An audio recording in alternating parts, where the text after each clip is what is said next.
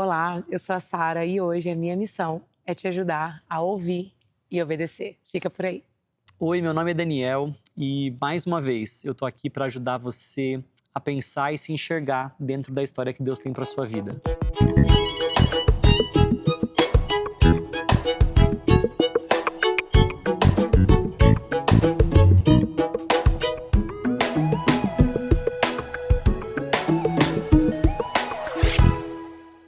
Oi, gente, não sei de onde você vai assistir, não sei quando você vai assistir, mas a gente tá abrindo hoje a terceira temporada do Ágora, primeiro episódio, com o coração cheio de gratidão por receber a Sara, uma amiga querida que me deu a oportunidade de há alguns anos visitar um pouco do trabalho que ela tem feito e participar, me envolver com isso. E daqui a pouco ela vai explicar que trabalho é esse, mas eu queria dizer, Sara, que você é muito bem-vinda aqui, que eu tô feliz demais de te receber. Eu já tentei trazer a Sara na Doxa, não deu certo, Verdade.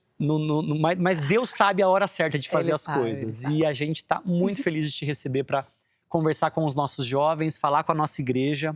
Seja muito, muito bem-vinda de verdade, uma alegria mesmo, É tá? muito bom estar aqui. Hoje eu sou carioca, mas estou no Amazonas há quase 20 anos. E sabe Deus como a gente chegou até você, na verdade, que eu chamo de Dani, respeitosamente, carinhosamente. Mas que encontro gostoso e parece que você pertence à É isso aí, floresta, é assim. isso Então, aí, foi é muito isso. bom ter você lá com a gente. É muito bom estar aqui para bater esse papo e conectar um pouquinho de toda essa espiritualidade com a gente que está vivendo a vida lá fora. Muito Então, boa. muito bom estar aqui. Sara, fala um pouquinho pra gente aí, Sara, a esposa do Magno, mãe do Lucas. Uhum. É... Sara, o que você tá fazendo da vida hoje? Explica por quê. A Sara tem uma atuação ministerial que é encantadora, Hum. num contexto encantador e ao mesmo tempo muito desafiador. Uhum, sim. Sara hoje lidera a Justiça e Misericórdia Amazon, que está atuando em Manaus, em comunidades ribeirinhas. Uhum. E, Sara, da onde isso? Da Uhum. onde surgiu o ministério? Da onde surgiu a JMA? Aham. É, como que Deus costurou essas coisas na tua vida? Então, volta um pouquinho pra gente sobre tua vocação ministerial, assim. Uhum. Você é super jovem também. Não, é super jovem. A melanina ajuda pacas, assim. Não. Eu tenho 40 anos. Isso é É super jovem. eu vou fazer 37. Então, Então nós eu estamos já estava ali. correndo quando você estava nascendo, Não, entendeu? Mas tudo jovem, bem. jovem, jovem, jovem. Eu vou chegar aos Mas 40 jovem. obrigada, eu agradeço. Obrigada. E apesar da pouca idade, você tem um ministério super legal já há tanto tempo, Aham. mas como que foi essa experiência? Como que É, Deus te chamou? Como que Deus te levou para o ministério? total. Primeiro, sim, você está correto. Eu sou casada com o Magno há quase 14 anos. Lucas tem 3 anos. E a gente é uma família que, tipo, o Magno é do Rio, eu também, a gente se conheceu lá. E Deus nos deu no Amazonas uma casa, né? Assim, é um estado que acolheu a gente de uma forma sem igual. Hoje parece que eu sou de lá, assim. Até amei como a igreja me chamou, né? Como carioca de nascimento, mas amazônida do coração, porque é muito verdadeira essa afirmativa. Mas essa história hoje, que ela tá toda montada, ela parece bonita e óbvia, mas não foi bonita e nem óbvia dentro de mim no Uhum. processo, né? Eu cresci numa família cristã, meus pais amavam Jesus e já caminhavam com Jesus quando eu chego. E cresci na igreja com essa personalidade que você conheceu um pouco, assim, expansiva. E para quem é dos assessments, né, aqueles testes, eu sou tipo um D fortão, uma colérica para quem é de temperamento, um 8 no enneagrama. Então, assim, desde pequenininha, eu vivia na igreja. Minha mãe era líder do Ministério Infantil e eu achava que eu era co-líder, assim, né, com, sei Não lá, eu não 7 anos. era público-alvo, Não, né? eu era já professora, assim, né, e liderava as criancinhas e tal. Mas apesar de crescer nesse ambiente, eu amo a igreja local, sempre gostei. É um local que desenvolveu muito a minha vida. Uhum. Eu costumo dizer que uma pessoa que, se nada mais, não conheceu Jesus, mas conviveu numa igreja local, ela vai ser um ser humano formado de uma forma diferente. Ela é exposta a lições de liderança desde berço e posta para falar em público. Então, assim, Uhum, uhum. típica Sara. Leitura, Tudo. interpretação de Decorar. texto. A igreja Cara, aflora isso na gente. é uma loucura. É um lugar muito legal, assim. E aí, só que apesar de fazer tudo isso na igreja, eu tenho um lado de mim que as minhas amigas falam, a Sarah é meio patricinha. Não é isso. Mas eu sempre fui, pelo contrário. Eu olhava as patricinhas, assim, de Beverly Hills, eu falava, ai, não, nunca gostei de rosa, nunca gostei de nhenhenhé, bolsinha. Mas eu gostava de coisa legal, eu gostava de comer fora, eu sempre gostei de maquiagem e… Desculpa se essa parte do podcast é fútil, mas fazia parte do que eu curtia. É que é vida real, é gente de vida real. verdade. E lembra, você tá Aham. falando de uma menina de 14, 15 anos, hello, né? E aí, cara, ao mesmo tempo, desde os 6 anos de idade, eu sonhava em ser médica. Era a minha parada, era o que eu sentava pra bolar como eu ia atender meus pacientes. Na época não tinha nem câmera, não tinha webcam, mas eu falava que eu ia tirar foto do meu paciente e eu ia fazer um monte de borbulhas assim na minha cabeça. E assim, a parada da igreja pra mim era tipo assim, eu curto ir lá e eu gosto de liderar, mas eu vou ganhar dinheiro e eu vou ser feliz e vou ajudar o missionário. Meu sonho era ser rica pra ajudar os outros, entendeu? E obviamente, você já sabe, o ruim dessa história é que o spoiler já foi dado, né? É um começo que você já sabe o final. E aí, olha que louco, com 7 anos eu aceito a Cristo, eu entendo Jesus. Entendi aquela parada de que eu precisava de um salvador. E eu me lembro muito lucidamente daquele momento. Não foi uma parada sem saber. Eu sabia que existia um Deus e que eu era pequena e eu precisava dele. Era o que eu sabia naquele momento. E eu chamei ele para morar em mim e nunca mais orei isso de novo. Com 9 anos de idade, eu fiz isso público, através do batismo. Inclusive, eu queria ter feito antes, mas os meus pais, naquela época, filha, você é muito nova. Aquele zelo, Você né? Tem entendeu mesmo? certeza? Tinha aquela classe de batismo e… Como é que era aquele negócio que você ia no gabinete para fazer…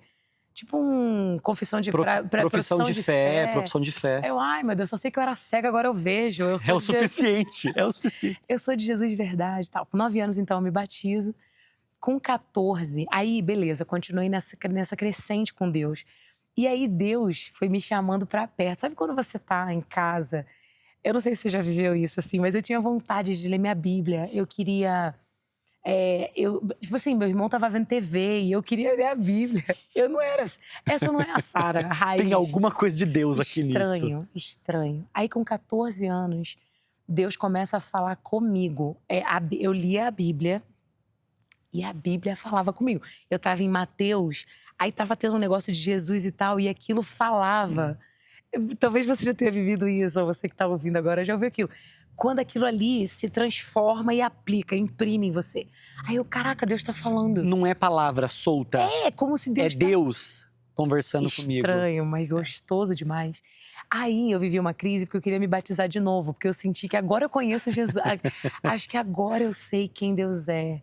Eu sei como é que é e tal. E meu pastor falou, filha, você vai se batizar 20 vezes na sua vida. Se a cada vez que você conhecer a Deus, você querer se batizar. Então, só continua nessa jornada. E assim eu fui. Continuei liderando na igreja e tal. Encurtando a história, com 17 anos, eu tô no meu final do ensino médio. E determinada a fazer medicina, tava estudando e tal. E ainda focadíssima em ser rica e sustentar o pessoal. Dani, eu tava numa inquietação tão grande na minha alma sobre a minha mente falando medicina e toda a minha agenda voltada para isso, minha rotina, mas o meu coração em outro lugar. Assim, o meu espírito em outro lugar. É como se 2 Saras estivessem habitando dentro da mesma pessoa. E teve um dia que eu caí na besteira, movida àquela angústia, no chão da cozinha da casa dos meus pais. Era uma inquietação. Hoje talvez chamassem de ansiedade ou de depressão. Beira ali, ó, Elias, sabe? Quando ele tá naquela crise. E eu não orava muito de joelho. Até hoje eu não sou muito do joelho, não me julga. Vamos combinar isso? Pedir pro pessoal não julgar? Não, tá fechado, tá fechado. Eu gostaria muito de estar num ambiente seguro. Estamos. E aí, cara, eu de joelho, eu falei, Senhor, o que tá acontecendo em mim? O que o Senhor quer de mim? Por que eu tô… É como no inglês fala unglued. É quando você tá descolada de você mesma, assim, sabe? E aí, Deus falou que eu não queria ouvir. Ele falou assim, vai lá em Isaías 42. Quando eu tinha uns 12 anos de idade, eu ia fazer uma prova de matemática, eu sou péssima em exatas. Eu casei com um matemático, aleluia. É que a o gente é de Lucas- divinas, né? Eu sou... A gente é de Adorei. divinas, entendeu? Aí número Exatas, conta nunca não foi. é nosso E eu negócio. precisava muito tirar uma nota muito alta. E eu, na época, eu falei assim, Deus, eu estudei pra caramba. E eu falei, Senhor, fala comigo, abri. E era Isaías 42, que diz, eis aqui o meu servo, a quem sustém, o meu eleito, em quem se compraz a minha alma. Eu pus o meu espírito sobre ele, ele produzirá juízo entre as nações. Na época da prova de matemática, eu falei, Deus tá comigo. Aleluia. E fui embora. Ele tava plantando um E negócio ficou lá. ali. Dani, 17 anos, tô no chão da cozinha, lágrimas, assim, uma poça. E Deus falou assim, vai lá em Isaías 42, Volta. volta lá. Uhum. Aí eu li, né? Eis aqui o meu servo, a quem sustém, o meu eleito, em quem se compraz a minha alma. Eu pus o meu espírito sobre ele e ele produzirá juízo entre as nações. Aonde eu te mandar, você vai. Eu tô assim... E Não a era minha isso que eu amiga- queria. Não, nem tô entendendo. De verdade. Eu falei, era uma coisa tão alienígena pra mim. A minha amiga tava comigo, recém-convertida, Fernanda. Inclusive, ela já ouviu essa história algumas vezes. E ela apaixonada por... Novo convertido é É irritante. maravilhoso. Ah, maravilhoso. Também. Cara, que o novo crente, ele tá assim, o que Jesus Tudo é quiser. Deus. Ai, zero racional. E aí ela assim, Sara, Deus tá te chamando no ministério. Eu falei, no way. Não, ele tá falando assim, eu tenho uma coisa especial pra você. Aí ela, ele tá te chamando pro ministério. Eu falei, não tá. Aí eu falei, Deus, presta atenção. Se o senhor tiver que me chamar pro ministério, o senhor tem que fazer uma coisa mais Grita, hollywoodiana. desenha Sei no lá, céu, anjo né? no meu Aham. quarto. Ou alguém me parar na rua. Eu falei isso, eu falei, alguém me parar na rua. A gente falar... dá uns conselhos pra Deus, né? Ô É, Deus, esse, né? Eis aqui o meu servo a quem sustém. Isso era pra Isaías, não tem nada, não é pra mim. Sabe, respeitar o contexto, né? Aí, cara, beleza. Orei. Aí eu tô saindo. Meu irmão tava com os amigos em casa. E aí um amigo dele que nem tava assim, crente, não crente, crente, não crente, saiu da porta assim, ele voltou, ficou me olhando. Na época eu tinha. Lembra? Não julga, a gente já combinou, né? Tinha 17 anos, aí o moleque volta, fica me olhando, aí eu. qual é que é, né? Sei lá, eu falei, vai me chamar pra sair, né? Eu não saí. Aí ele, eu não sei por que eu vou te perguntar isso, mas você vai pro seminário? Aí eu. A Fernanda. Foi no mesmo, na mesma... Na mesma noite. Ah. Ridículo, maravilhoso. Eu... É porque Deus conhece, né, o ser humano. Ele sabe a ele Sara sabe que o ele que criou. cada um precisa. A O Sara, jeito que tem ele que falar. Ele conhece. Aí a Fernanda me olhou, viu? Aí eu... E aí começa o meu chamado.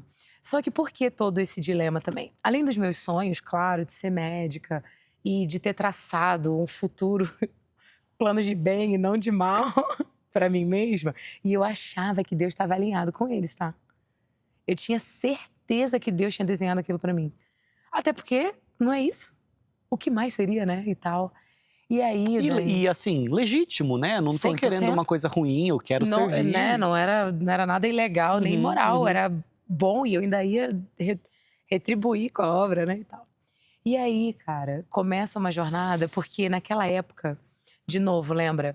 A Sara, urbaninha, e que queria ser bem-sucedida e tal. E eu tô assim, cara, como é que eu vou... O que eu vou ser? Deus tá me chamando pra quê?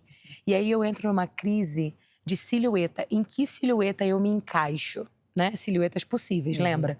Eu sou uma mulher, batista, e eu sou do jeito que eu sou. Aí eu tô assim, eu não queria de jeito nenhum ser mulher de pastor.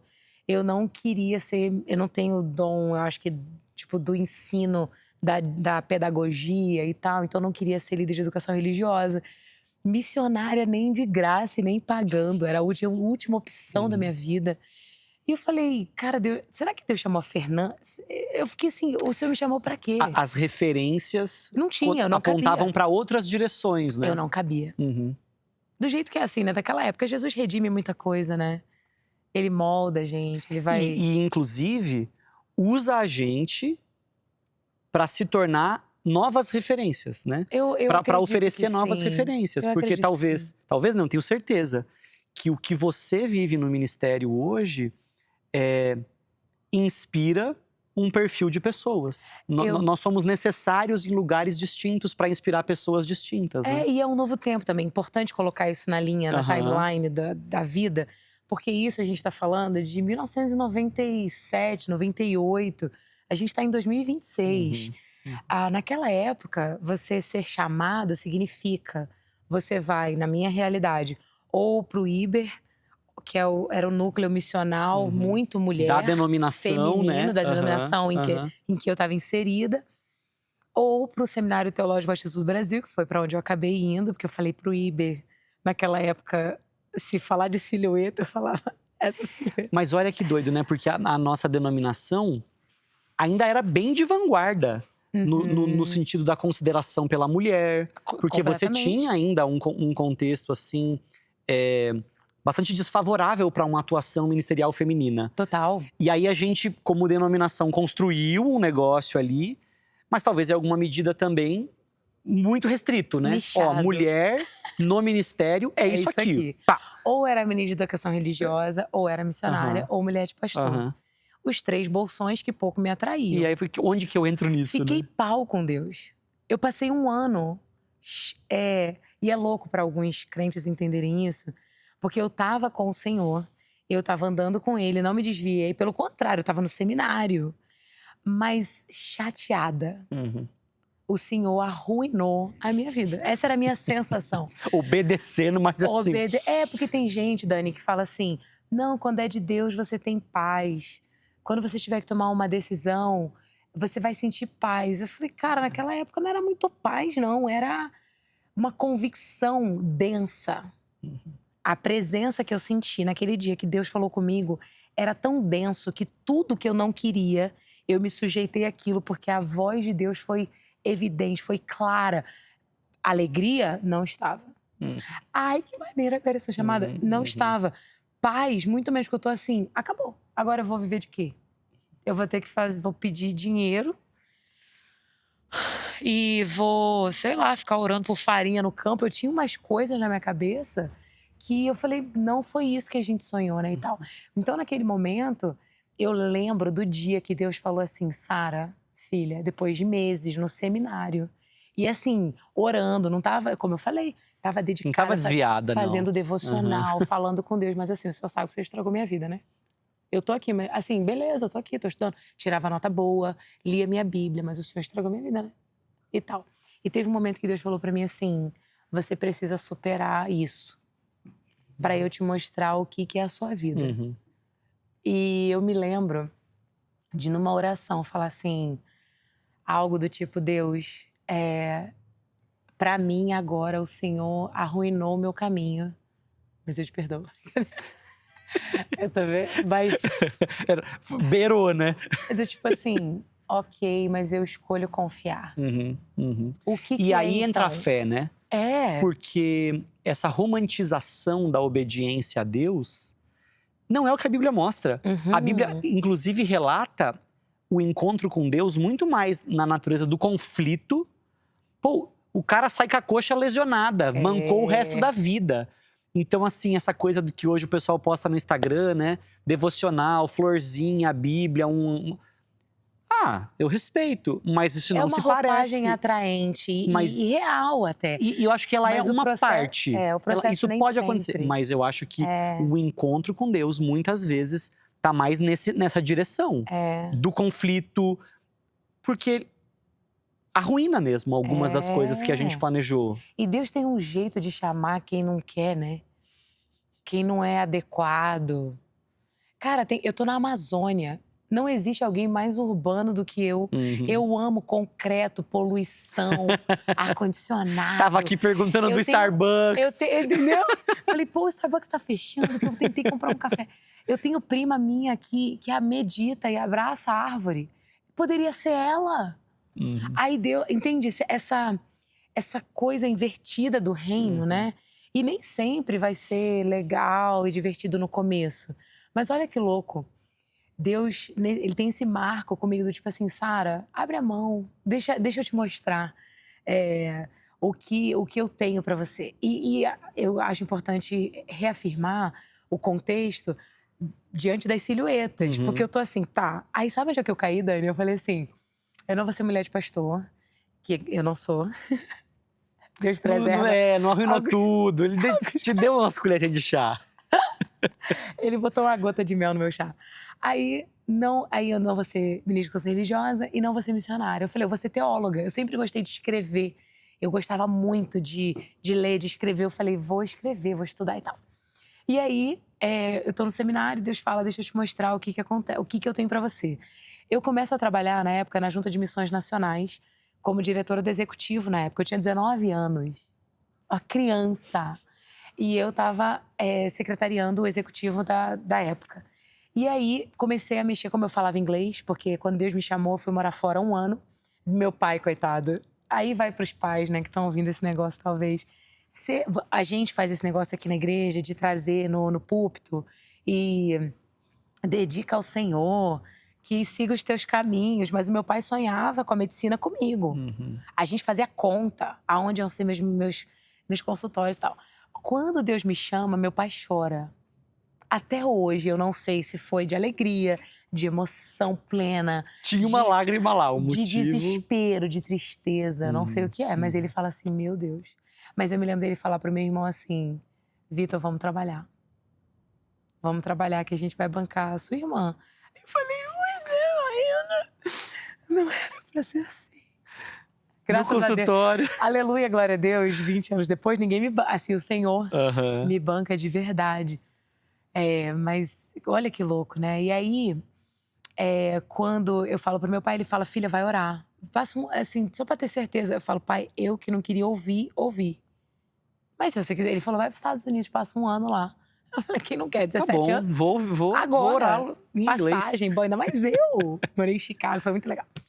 Aí eu volto com o inglês e vou para a Junta de Missões Nacionais e o inglês abre essa porta para eu mexer com parcerias lá, nos Estados Unidos. E aí, uma organização missionária americana que operava na Amazônia convida o meu chefe na época para ir numa conferência lá. Ele não pode, ele tinha uma convenção de não sei o quê. E aí eu tô traduzindo naquela época era tipo um telefone de verdade que ficava no Viva Voz, né? Hoje em dia é celularzinho. Aí o cara, o americano, fala assim, você não pode vir, mas a Sara pode vir? Aí eu traduzi. Eu falei, ele falou, a Sara pode ir? Aí ele me olhou. Aí, pode? Ao vivo, assim, vamos lá. E eu tô assim, a Sara vai nesse negócio? Eu já tinha ido aos Estados Unidos e tal, mas, pô, a trabalho, né? Representando a missão, né? 19 anos. Tudo bem que eu não tinha 19, né? É tipo a idade de gato. 19, que você já era velho, eu nasci velha. O Magno fala que eu nasci velha. Meu esposo. E aí, cara, o executivo na época fala assim, você tem visto? Eu falei, tenho. Ele falou, você tem mala? Eu falei, tenho. Aí ele, pode. Bora. Aí eu não sei o que... Ele falou que eu vou. Eu falei, ele falou que eu vou. Ele falou, então pronto, eu vou ver passagem. Aí você imagina a cabeça dessa menina. E eu assim, eu vou pros Estados Unidos pra... Aí tá. Passa um tempo, fui. E aí, pelo ministério, né? Olha Deus já tacando fogo no parquinho na minha mente, nas minhas silhuetas, né? A secretária executiva. Aí vai pros Estados Unidos a trabalho. Aí já tô gostando. E aí, cara, por que eu falo isso? Porque eu chego lá, aí eu falo na conferência e tal, cantei lá e nananã. Aí no final daquilo tudo, tem um stand de uma faculdade batista lá, um seminário da Flórida. E aí o reitor da faculdade me aborda. Um cara de calça típico floridiano, assim. Calça caque, blusa xadrez, sim, cá pra dentro, assim. sim. Você sabe. Isso. Você sabe o que eu tô falando. Se você sabe, você sabe. Aí ele vem com aquele sotaquezão do sul. Sara, você consideraria estudar aqui? Eu já tinha ido no stand do negócio. Era tipo 20 mil dólares. Isso foi em 2003. 20 Se mil hoje dólares já é muito era dinheiro... tipo 1 milhão. Ainda mais pra mim, gente. Eu sou de Araruama, na região dos lagos, uma menina pretinha, pobre. Meus pais estavam com uma loja quebrada na época, a gente tinha falido. Então, assim, eu não sei nem o que eu tava fazendo na Flórida, quanto mais estudar na Flórida. Aí eu falei, olha, eu não tenho dinheiro. I have no money. Eu falei. Era meu inglês naquela época, eu tava tinindo. Falei, I have no money. O que é good, nós não have. Money, o que é good, nós não have. Se não revasse, eu não tava aqui workando. Mas o nosso work é playar. E aí, eu falo pra ele, I have no money. Ele, não, ora. Ele falou, pray about it. Americano tem isso, né? Ora sobre isso. Ele já sabia que queria te ajudar, mas te mandou orar. Mas eu vou orar por coisa. Eu não sabia, naquela época, eu falei, meu filho, no Brasil, a gente não ora, não, a gente trabalha. Mesmo se eu trabalhar, eu não consigo pagar esse negócio. Ele, não, mas pray about it, ora.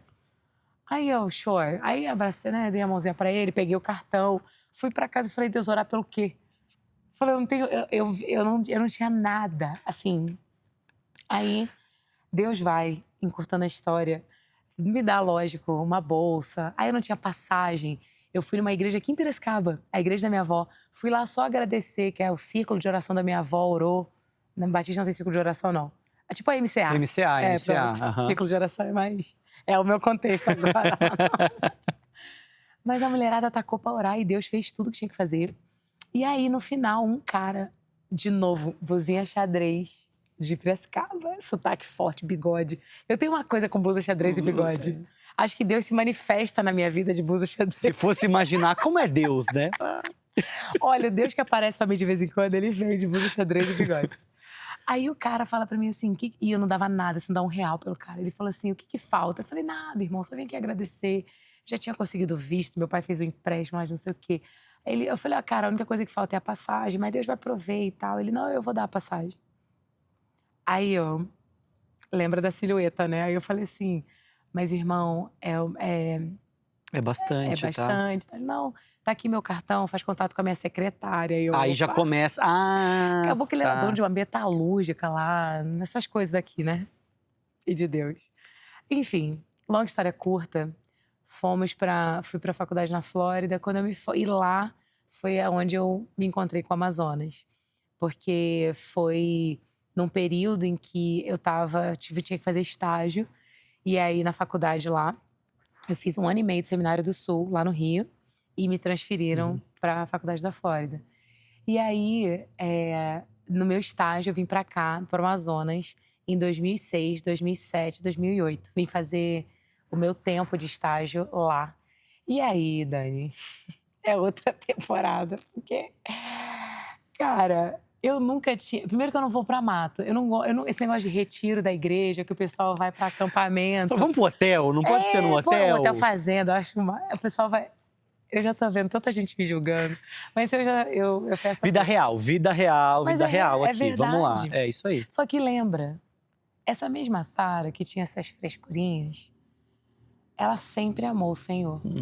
Se ela estava lá no seminário é porque obedecer foi melhor do que qualquer outra coisa. Olha que louco. Obediência para mim foi o único caminho possível. Mesmo com todos os contras, mesmo com todas as minhas objeções, eu não consegui identificar outro caminho se não fazer o que ele me disse para fazer. Custando conforto ou...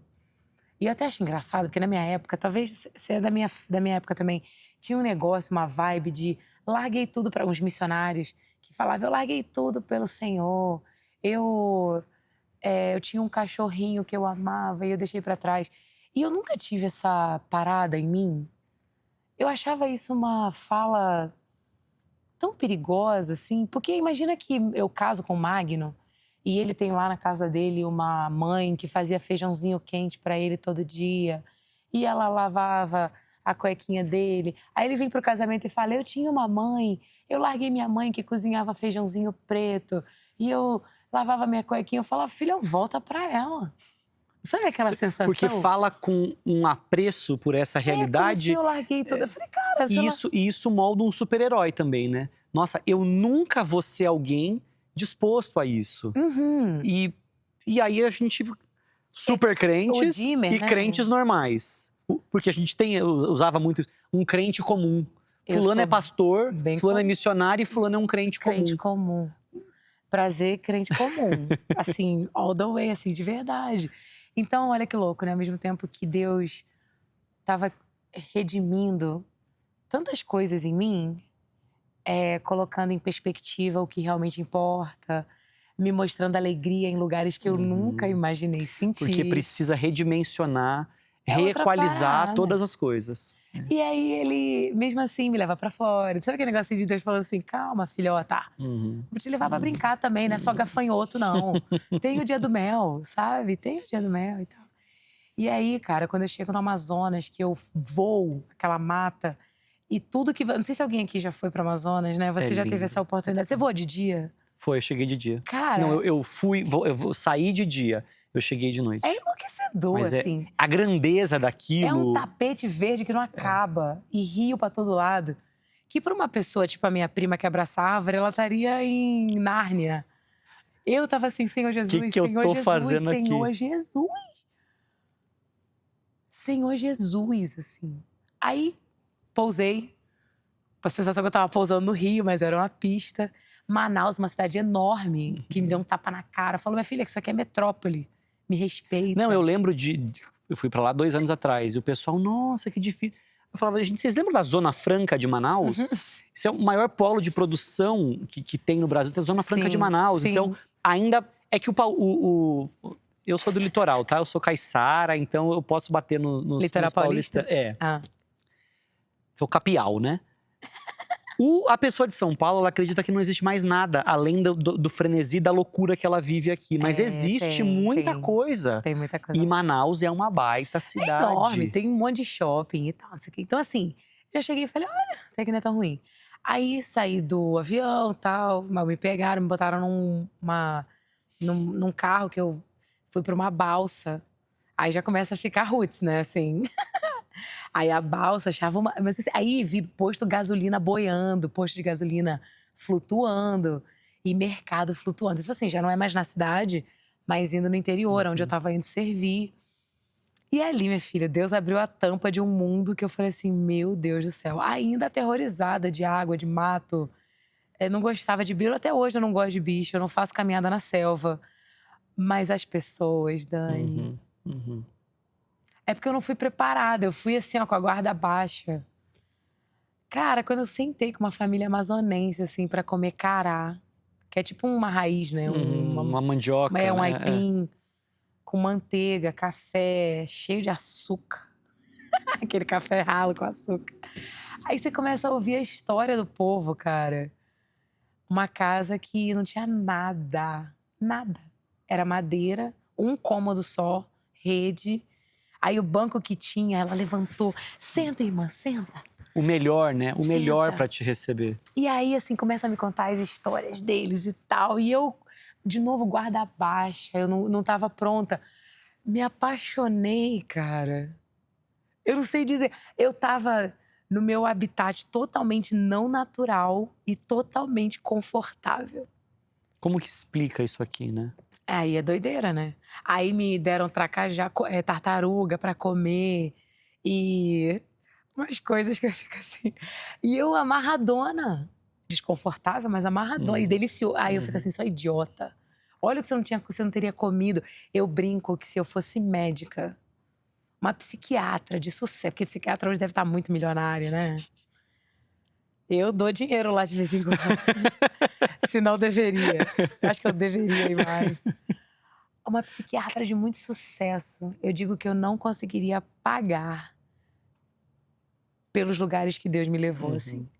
Pelas comidas que eu comi. Os relacionamentos que Deus me deu. De gente que você não tem ideia. Que não deveriam estar no meu telefone. E Deus, assim, ó, linkando mundos, sabe? Me colocando em mesas que me transformaram por inteiro. E não pense que eu já estive em mesas de lugares que eu não tinha roupa pra estar. Não é sobre status. Mas não é lá. Aham. A mesa que eu tô, a mesa da Maria foi que transformou a minha vida. Do Raimundo, sabe? E aí, como é que eu troco isso, né? Como é que eu olho pra trás e fico assim, que bom que Deus foi maior do que eu. Que bom que a voz dele foi tão audível pra mim, que ele não me deixou roubar de mim essa experiência de viver o chamado que eu vivo hoje, né? E claro, minha vida não é brinquinho e cidade.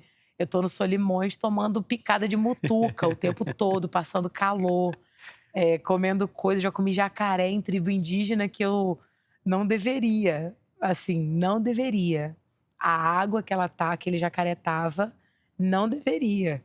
Aí eu oro, eu tenho uma oração clássica que eu faço, falo, Deus, eu vou botar pra baixo, se eu mantenho lá embaixo, pra glória de Deus. Mas ainda felizona, plena, não sei dizer. Eu não gostaria de viver nenhuma outra vida, sabe? Mesmo sendo tão diferente daquilo que foi planejado, pensado, assim, não há... Eu não gosto daquela expressão do centro da vontade de Deus, né? Porque parece que se tem centro, tem periferia, né? Tá ali, né, no meio. Mas assim, essa coisa de parar e falar assim, eu não poderia ter feito um desenho melhor para minha vida. É isso. E quando eu penso a meu respeito, eu acho que eu sou a pessoa que mais me ama. Mas eu descubro que não, que Deus é a pessoa que mais me ama. E Ele é capaz de desenhar um plano infinitamente melhor para mim. É o lance lá de Jeremias, né? Assim, e tantos outros textos na Bíblia que se a gente é muito louco a gente tentar encapsular o Senhor, né? E a vontade dele. Eu tentei tanto encapsular Deus no meu mundo moderno e que eu queria. E Deus tá assim, filhota, você não tem noção do que tá lá fora. E aí, acho que tem os dois exercícios, né? Até para aterrissar um pouco para quem tá ouvindo. Tem essa parte de Deus, por exemplo, eu acredito que Deus não fez essa garotinha de 7 anos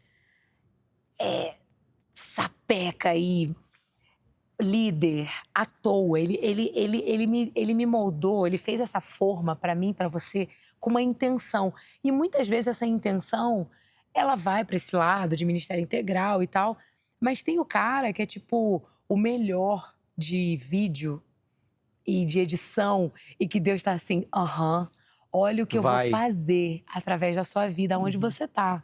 Que na minha época, esse negócio de missionário que sabe editar vídeo e missionário que é cabeleireiro, isso não existia. Ou era missionário do campo, que você larga tudo e vai pro campo passar perrengue, orar por farinha e evangelizar. Ou não tinha outra coisa. Hoje, cara, eu vejo profissionais da saúde mudando a vida das pessoas de uma forma integral, poderosa e em Jesus. Não é só fazendo bem, não.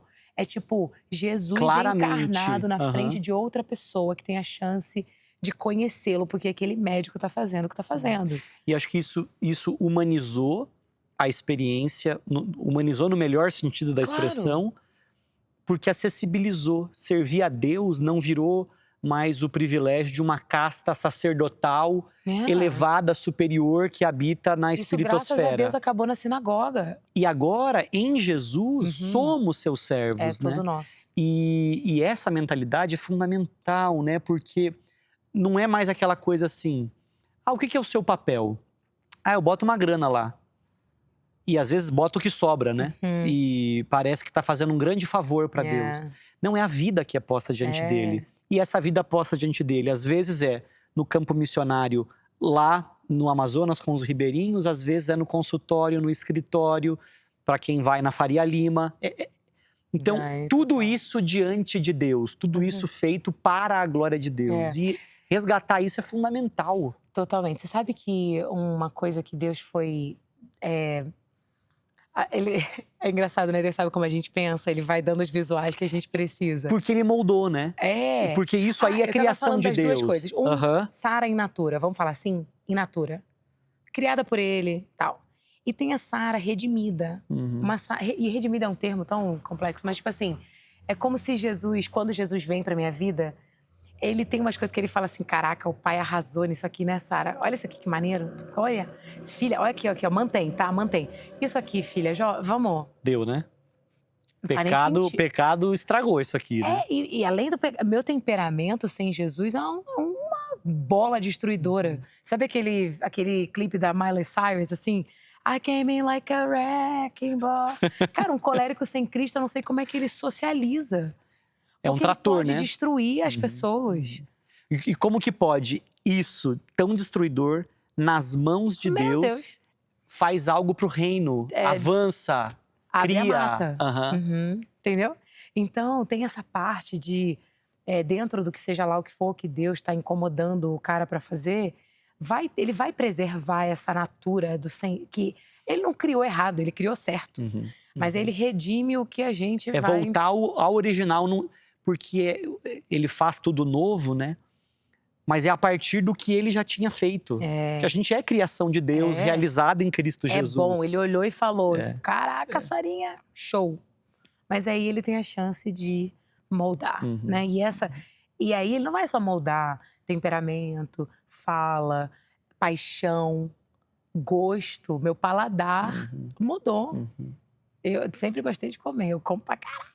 Mas, tipo, não sei. E meu pai, cara, eu cresci em Araruama, meu pai fazia cobra. Achou uma cobra no quintal. Olha como Deus usa a família, né? É muito doido. E eu vou fazer um parêntese aqui, quando eu falei desse negócio dos meus pais, por quê? Eu não tinha um chamado quando eu nasci. Eu só era eu. Deus foi refinando o meu chamado. Ele sabia o que ele queria, óbvio. Desde o ventre, ele sabe o que eu vou ser. Mas ele não tinha me falado o desígnio que ele tinha pra mim. E meus pais, viver a vida dos meus pais me ferramentou pro chamado que Deus Isso é teria pra soberania de mim. Deus na prática. Entende? E às vezes, por que eu falo isso? E eu vou só dar um exemplo antes. Eu tava falando que, meu pai me deu cobra. Meu pai é um cara urbano pra caramba. A gente é do Rio de Janeiro, da capital. Mas a gente foi pra Araruama. E meu pai sempre foi muito de... meu pai e minha mãe, pegar a estrada. E a gente muito aventureiro, muito espontâneo. Urbano, mas espontâneo. Aí, eu não tô brincando, meu pai achou um gambá, o caseiro achou um gambá em casa. E meu pai, ele pensa assim, é proteína, deve ficar bom. Vamos fazer, Vamos ver o que dá. vamos cozinhar o gambá. E a gente comeu gambá, a gente comeu... E não era por necessidade, né? Não era. Não sei, ué. Aí, hoje eu sei, né? Quando eu tô lá mordendo o jacaré da Índia, não da Índia, mas do indígena, eu tô assim, Deus já tinha me dado aquela Preparado. coragem. E muitos que talvez, né, estejam acessando esse conteúdo, sejam pais, né? E a gente vive num tempo onde a gente... E eu vou dizer né? Eu fui estimulada a olhar para a maternidade numa forma. Quando eu tiver filhos, ele vai ter uma rotina, vai dormir 7 horas. E não pode pegar sereno, e não pode... Um monte de coisa, né? Que a gente vai montando que são legítimos. E totalmente verdadeiros. Eu tenho um filho de 3 anos. Acabou de fazer 3 anos. Orem por mim. De falam do Terrible 2, né? Mas dizem que o 3 é pior que o 2. Então eu tô assim... O Senhor vai prover. Mas... proteger o meu filho da minha vida é privá-lo da maior formação que Deus desenhou para ele como pessoa também. Proteger o meu filho é porque o Lucas... Ele, com 6 meses, estava numa lancha comigo, indo para o interior do estado, numa viagem missionária. E desde lá até aqui, ele tá no meu... Se você entrar no meu Instagram, você vai ver alguns... Sou eu e ele aqui, ó. E o Magno, claro, a gente é pai e mãe. O Magno troca fralda, dá comida, bota pra dormir. Eu e ele, ping-pong, ping-pong. Mas, uma vez, um amigo meu, que é cantor, viaja e tal, lá da Inglaterra... Ele viveu uma crise porque o chamado dele estava machucando as filhas dele, no sentido de... Ele teve que mudar para a Alemanha e a menina não se adaptou. Ela já era velhinha o bastante, que ela teve que aprender o alemão. E ele com uma culpa, porque a vocação dele estava gerando isso nela. E Deus falou para ele assim, não proteja a savana do seu chamado, porque o que você está vivendo agora está ferramentando ela para o que ela vai viver amanhã. E como eu carrego isso comigo? Quando o Lucas está numa comunidade ribeirinha, correndo com aquele monte de ribeirinho na EBF, né? Na coisa que a gente faz, tipo camp, né? De criança. E o Lucas, e ele, cara, o moleque é branquinho, tem o cabelo liso. Eu vivo passando protetor nele. E ele tá lá correndo, aquela criançada, e passa por cima dele. Ele volta, às vezes, picado de mucuim, que é tipo um carrapatinho de grama. Aí eu fico, meu Deus, será que eu exagerei? Não, tá bom. E ele tá assim, ó, mamãe, posso brincar? É um deles, Mamãe, né? posso chamar É um deles. E eu sei hoje as referências, eu brinco que o vocabulário do Lucas, com 2 anos, não era água, Gagá, Dodô, era tipo barco, jacaré, rio, lancha. Ele cresceu assim. Você tá falando isso, Sara, a gente acabou de voltar de uma viagem missionária com adolescentes e jovens aqui da igreja. E na experiência, a gente tem pais que ficam daqui preocupadíssimos e aquele medo, meu filho, o que vai ser, o que vai comer. E óbvio que a gente se prepara e tenta garantir o melhor possível. Não é conforto, é colchão de ar que vai dormir. Mas sempre vá da vida real. E quantas vezes eu vejo pais vindo procurar a mim, ao pastor de adolescentes e tal, para dizer assim, para tentar garantir ou se certificar, e é para si. Claro. Óbvio, para o filho, mas para ele se sentir seguro de liberar o filho. E é, de novo, legítimo, certo. E aí, chegando lá, esse adolescente, esse jovem, ele vai pela rua, casa em casa, né? Que a gente tenta fazer o raizão mesmo, né? Bate na porta, fala, ai, Jesus. Só que chega lá, ele lava banheiro, ele lava a louça, ele ajuda a preparar, arrumar as coisas, faz tudo. E ele volta para casa e o pai às vezes me manda um áudio, me liga, o que aconteceu, né? Lavar roupa, tem que lavar roupa. E eu vejo uma paternidade tentando blindar os filhos naquela coisa de, eu não quero que ele sofra o que eu sofri. E aí blinda. E às vezes a gente nem sofreu tanto assim, né? Só que às vezes tenta blindar de Deus. Tenta blindar de coisas que Deus quer fazer. E eu vou dizer assim, ó, acho que 1 Pedro é muito forte nesse sentido de olhar o valor do sofrimento, né? E o sofrimento como uma ferramenta que molda a imagem de Jesus na gente. Então, uma excessiva proteção contra o sofrimento se torna uma proteção contra a ferramenta de Deus para formar Jesus nos filhos. Eu ainda não sou pai, ainda. Então, como diz, não tem lugar de fala, né? Mas, e talvez por isso seja fácil para mim dizer, você precisa deixar o seu filho sofrer. Pra te legitimar um pouco. Mas é assim, deixa o teu filho viver essas coisas, deixa o teu filho se encontrar com o salvador dele, que foi um homem de dores, experimentado no sofrimento. Deixa o teu filho na viagem missionária tomar as mordidas da mutuca lá e igual teve um lá que ficou com piriri na viagem missionária, porque deve ter tomado uma água que não era a melhor. Mas sobreviveu, tá lá. E isso tá formando Jesus nele também. Deixa o teu filho ser exposto às coisas que Deus tem para ele, né? A Elizabeth Elliot, ela tem uma afirmativa que eu amo, que ela fala assim, Deus nunca vai te proteger de algo que te faça mais parecido com ele. E eu amo que o Senhor, ele tem uma forma... Tem lugares na nossa alma, no nosso caráter, no nosso espírito, que Deus só vai acessar quando nós estivermos expostos a alguma circunstância ou alguma, às vezes até geograficamente, relacionalmente. Existem ambientes que nós precisamos estar para que Deus acesse umas paradas que Ele ainda quer transformar. Que talvez no conforto não vão ser conhecidas. Sabe? E naturalmente, como você falou, né? O nosso ir não é que nem o de Jesus, que ele ia na doida. Ele caminhou 40 dias num lugar ermo, sem saber, não tinha GPS, não tinha celular, não tinha... iFood? Não tinha iFood para entregar um marmitão tenda lá. Mas ele levou um camp, não tinha nada. O cara foi... Hoje, quando você, Dani, fala, vamos, não é... Você tem um planejamento estratégico de 1 ano de antecedência. Você sabe onde o cara vai ficar, você sabe o que o cara vai comer. Você tem a localização em tempo real do menino. Então, assim... As circunstâncias melhoraram muito, mesmo para viver coisas que às vezes são sofrimento entre muitas aspas, né? Mas que Jesus falou, coisas ainda maiores vocês vão fazer. E tá disponível. E tá aqui, ó, microfone, estrutura, isso tudo. Jesus tá assim, tá agora... Chegando mais longe. É quase que ele fala assim, isso não foi para te aprisionar, isso foi para te enviar. Jesus, antes de ir embora, ele não falou, vem para os discípulos, né? Para as pessoas virem para os discípulos, vir para a sinagoga. Ele falou, porque vocês estão em mim, vão Uhum. E eu vou estar com você. Então, assim, Tem nada mais o seguro. dia que a gente inverter essa lógica de ir para dentro da casa, para dentro de si, para dentro da igreja, para dentro. A gente está na contramão das últimas palavras que Jesus falou assim, cara, o que eu falo para esses caras antes de eu ir embora? Meu Deus, Antes de morrer, são as nossas palavras, eu assim, tenho é pra tanta marcar. coisa para falar. O que eu falo para eles? Cara, porque vocês estão em mim, vão e façam o que eu fiz. É isso. E eu vou estar com você. Aí ele fala assim, by the way, no final, eu vou estar com você, eu não vou te deixar. E aí, assim, né? Minha segurança não são os muros altos do condomínio que eu moro.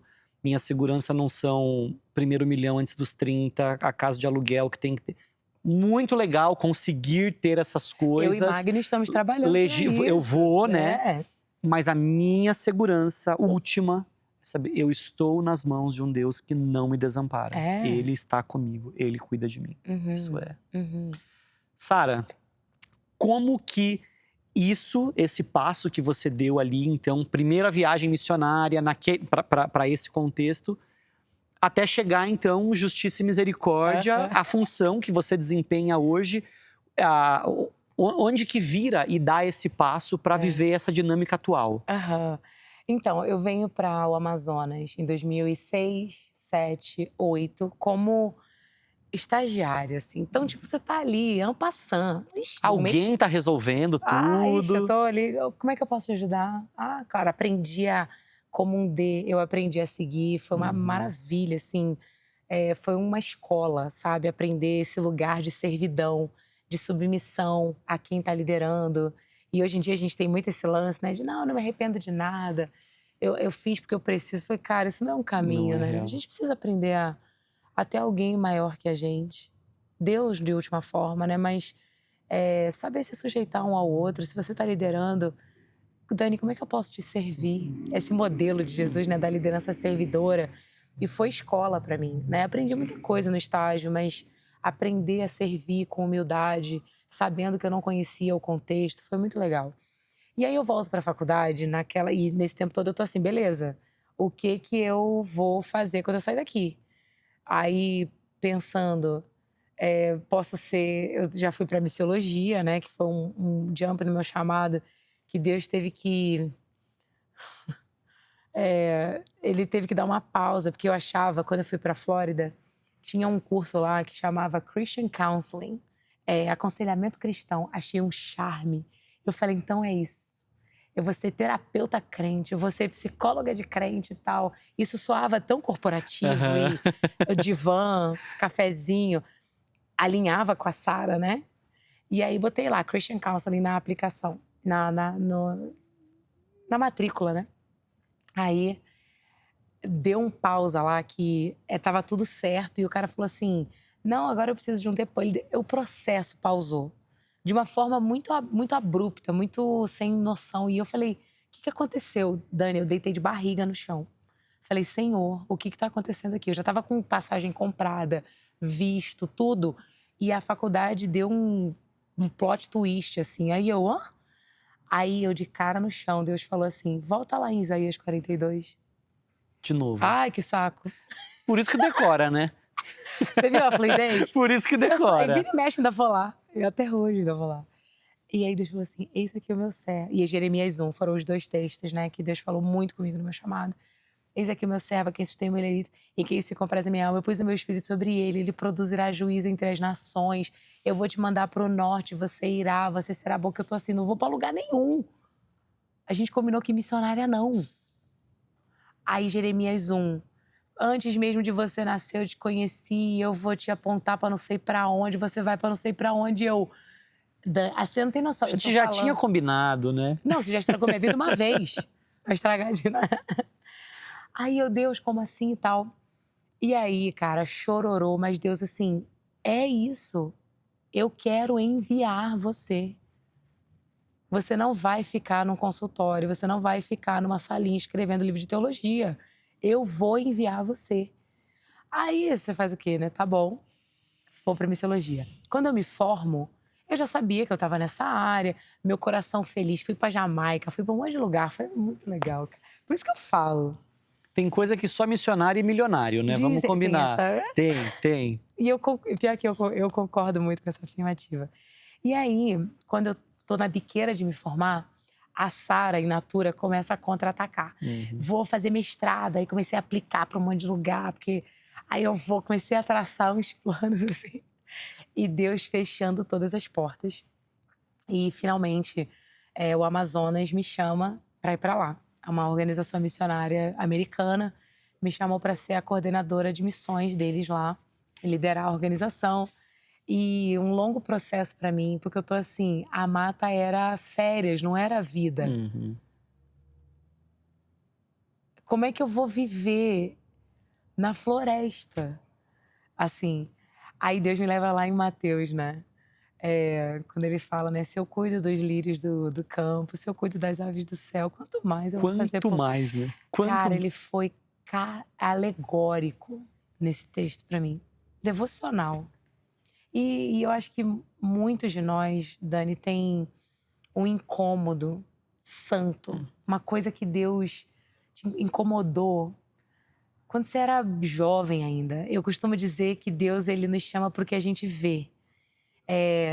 Ele abre o nosso olho para algumas coisas específicas, né? Eu lembro uma vez que eu estava numa viagem missionária e um cara viu um cachorro com fome. E um monte de projeto acontecendo. Você acabou de voltar de é um corre-corre. Grupo pequeno que tá pra lá, gente que tá fazendo criança. E o cara, Sara, eu preciso de leite, preciso dar comida pro cachorro. Eu não sou muito atenta a pet, a cachorro, a bicho. Então, assim... E uma criação de Deus estava em sofrimento. E Deus pegou aquele cara, ficou me mobilizando até que ele deu leite para aquele cachorro e ele hidratou aquele cachorro. Então, assim, Deus tem um jeito de abrir o nosso olhar. Porque planta valores em nós, né? Coisas que a gente chama de importante. Isso aí. Né? Ele me chamou para liderança, quando eu vejo um líder em sofrimento, eu paro tudo. Falo, quando foi a vez que você descansou e tal? Tem gente que vai abusar daquele líder e nunca vai perguntar se ele precisa de um copo d'água. Mas porque o meu olhar é sensível àquilo. E talvez vocês que estão ouvindo, né, tenham alguns incômodos. Sabe quando você está no sinal e toda vez que está no sinal, você vê aquela criança, você ignora porque você não pode fazer nada por aquilo, mas o seu corpo se agita com aquela realidade. E você fica inquieto com aquilo. Eu chamo de incômodo santo. É como se Deus não te dá sossego até que você mova naquela direção, que você faça algo em direção daquilo. E esses incômodos são maravilhosos. E às vezes a gente deixa de viver porque a gente não confia no Deus do processo. A gente não confia que Deus vai cuidar no processo. Tá, mas e aí? Eu, então, que vou abrir uma ONG, que vou ajudar as crianças do sinal? Sim. E assim, ó, por que não? Por que não eu? Porque a gente tá o tempo inteiro levantando objeções, né?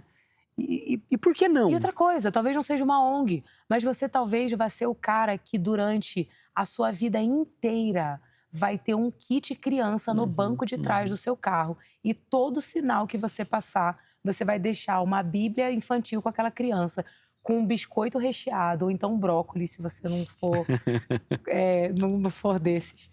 E toda criança que passar por você vai impactá-la com amor, carinho e brincadeira. Que assim, o você que vai eu brincar posso, de pedra, né? papel e tesoura por 2 minutos no sinal com aquela criança, para ela lembrar que ela é criança e que ela merece brincar. Assim, o que eu posso? Tá, não posso abrir a ONG, né? Mas o que eu posso? Porque nada é muita coisa. Alguma coisa você pode. E se existe um incômodo, existe um chamado. Você mencionou da tua primeira experiência ali no chão com a tua amiga, né? E falou, parecia uma coisa, uma depressão, quase uma crise de pânico ali, assim. E quantos de nós não estão vivendo realidades de sofrimento profundo que tem, não vou tentar espiritualizar não, né? Mas que tem a ver com resistência a coisas que Deus quer fazer na vida da gente. Em direção ao outro. E aí a gente tenta dar uns cala-boca para Deus na forma de antidepressivo. A gente tenta calar a Deus na forma de movimentos da vida que vão afastando a gente cada vez mais das coisas que Deus quer pra gente. E não tô falando mal de antidepressivo, não é nada pelo disso. contrário, eu acredito que a medicação ela é necessária. Estabiliza. Eu acabei de falar, e é muito louco, né? Porque eu falei, não me julga. Cara, um missionário falar que tá cansado, que tá depressivo, que tá... Ainda tem gente que tá sucumbindo em sofrimento. E esse tempo, graças a Deus, já passou, né? Mas o lance, Dani, não é medicação ou obediência. É a obediência curadora no meio do seu tratamento. Resistir é sofrimento. Lembra de Elias? Ele ficou 4 dias lá talvez exatamente onde você está agora, no sofrimento profundo. E precisou desse movimento terapêutico, de tá cuidado aqui, intenso, E tem uma hora que Deus fala assim, tá, agora vem aqui, ó. E tem uma parada sobre servir o outro que é muito curadora. Às vezes, depois da maternidade, você entende muita coisa, né? Tem dia que eu tô assim, exausta e sobrecarregada e com a mente cheia. E o Lucas, cara, eu orei pela oratória dele desde que ele nasceu, assim, pra ele ser... Eu falava assim, Deus, faz dele uma voz pra geração dele. Só que eu não sabia que ele ia fazer isso com 2 anos. O moleque com 2 anos, ele é um tagarela. Ele, mamãe, você viu aquilo? Mamãe, por que isso? E aquele pá, input. E aí o Lucas, ele me leva... Eu faço coisa por eles, faço coisas por ele que eu não faria por mim. 5 da tarde, esse moleque me leva pra brincar. Sabe o que a Sara sem filho fazia? 5 da tarde eu tava no pico da minha produtividade. Eu tava assim no ápice. É como se de 5 às 3 da manhã é o meu momento de glória, é o meu prime hour, golden hour, assim, tipo, vai! Só que o Lucas hoje evidencia o meu desequilíbrio. Não é que ele atrapalha a minha vida. Ele deixa evidente quão desequilibrada eu sou, sua louca. Fecha o computador e vai brincar. Vai ver passarinho. 5 da tarde é a hora de ver passarinho. Desculpa se você... É hora de ver passarinho. É hora de sair pra brincar, pra andar. Ele anda de bicicleta, eu ando lá dele. E ele falando. E eu entro no mundo dele. Saio do meu e entro no dele. Por que eu falo isso? Porque o outro é curador. Ele traz equilíbrio. Ele traz propósito. Existe algo além de mim mesmo. É tempero. É alho e cebola no seu macarrão. Entendeu? Então, por que eu falo de tudo isso, né? Quando Deus me traz pro Amazonas, toda essa conversa tá nisso.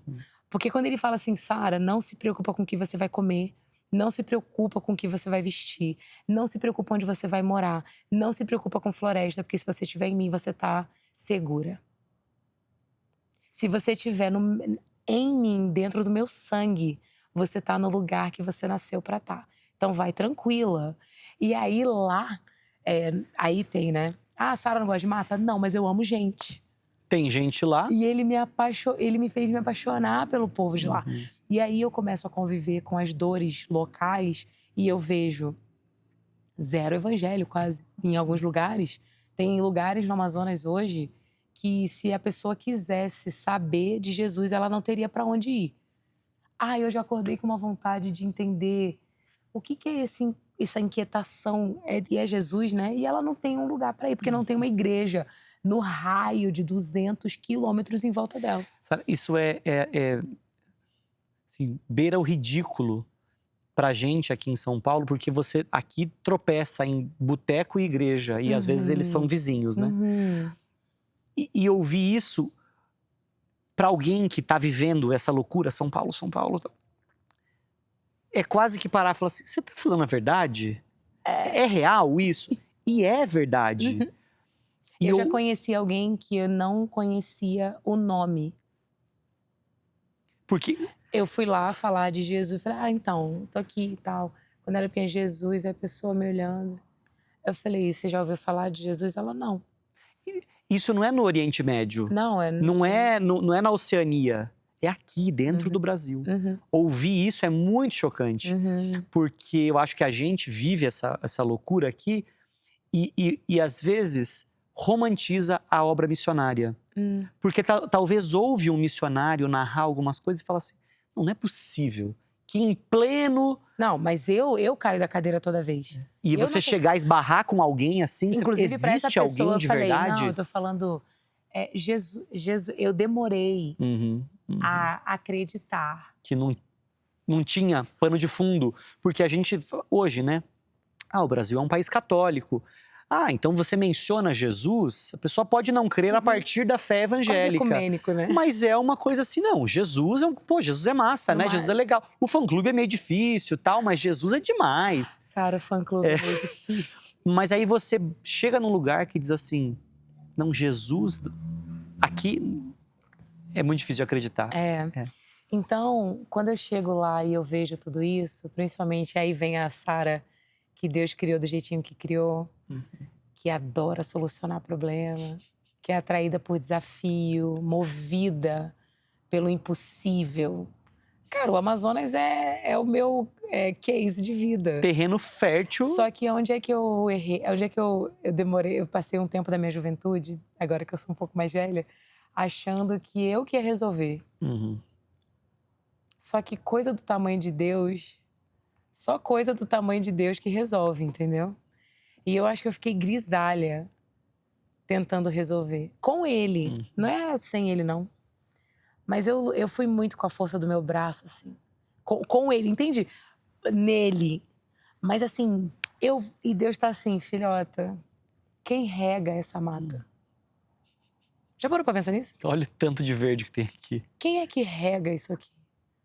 Você não tem água no mundo que você vai mobilizar de São Paulo, de Minas, não sei o que, pra regar esse solo seco, molhado, mas seco. E aí eu aprendi a confiar nesse Deus grandão. Aí o outro lado disso é tão grande que me paralisa. E tem a Sara que vai resolver tudo. E eu adoro um planejamento estratégico, um SWOT. E tipo, escrevo o projeto salivando. E aí o Deus que fala, isso aqui é grande demais e eu que faço, o poder é meu, né? E aí eu conheço... Sabe, tem uma expressão que, tipo, Deus ele é como um leão que ele não precisa ser defendido, né? Só abre a jaula. E ele faz o trabalho. E eu tive que aprender a abrir a jaula e deixar ser Deus sobre todo, mas também a entender o valor do um.